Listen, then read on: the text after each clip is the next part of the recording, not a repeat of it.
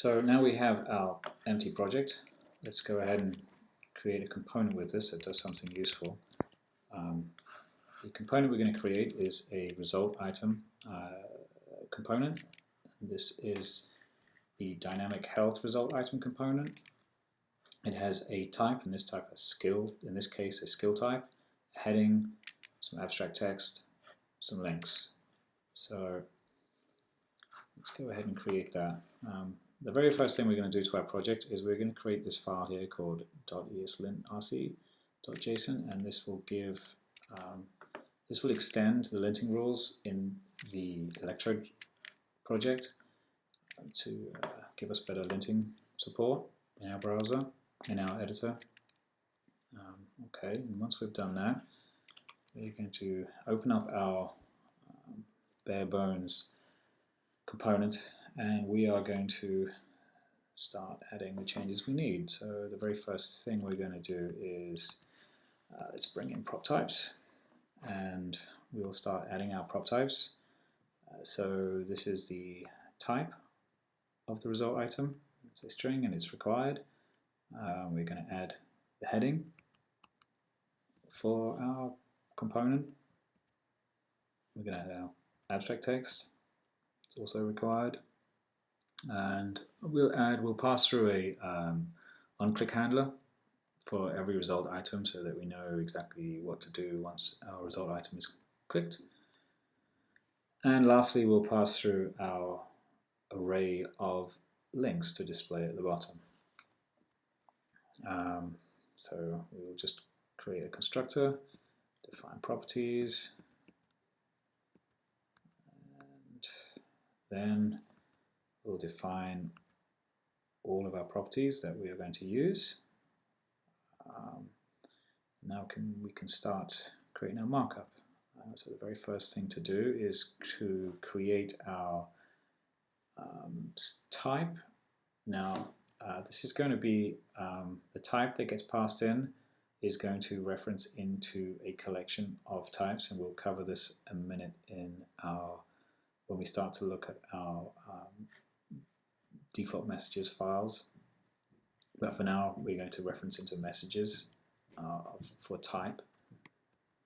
Our heading, so we're going to reference a yet to be defined style of heading, and we'll add our heading text there. We're going to define our abstract text. Again, we're going to reference a styles property that has yet to be defined in our styles, our CSS class, our CSS file. Add our abstract text. And then we are going to just check to see whether links do actually exist, as we made them not required. And if they exist, we are going to create a list, and we are going to cycle through that list and add an li element. The key will be the link.text, which should be unique. We'll pass through our click handler, and we will be calling handle on click, passing back link.url. Add our link text, close out our list. Just if we have no links, we'll do nothing, render nothing. And that there is our finished code. So now we have our code. Let's actually create a test bed for this. We're going to go to the demo examples react.dh result.example file, and we're going to find the react.dh result tag, and we're going to add our test data to it. So first of all, we'll add a type of skill type. We'll add a heading, add some abstract text, and then we'll add our 4 links. And we'll add our click handler. So once we have added that, let's run it.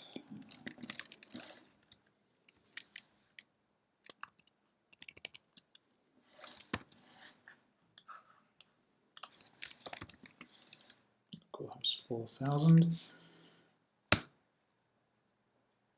And when this runs, the first thing we see is we have an error. Now this is because our skill type here is referencing something in our code here that does not exist. So the first thing we should do is to add some code in there that deals with any possible headings that actually may not be referenced. And in the next section, I'm going to explain in depth the language files that are used to populate those formatted messages. So let's see whether the type that we are passing through exists. If it does,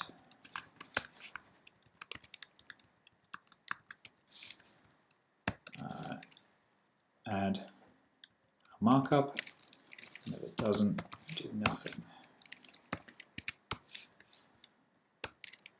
Now let's just go ahead and refresh our browser, and we should see our lorem ipsum text here.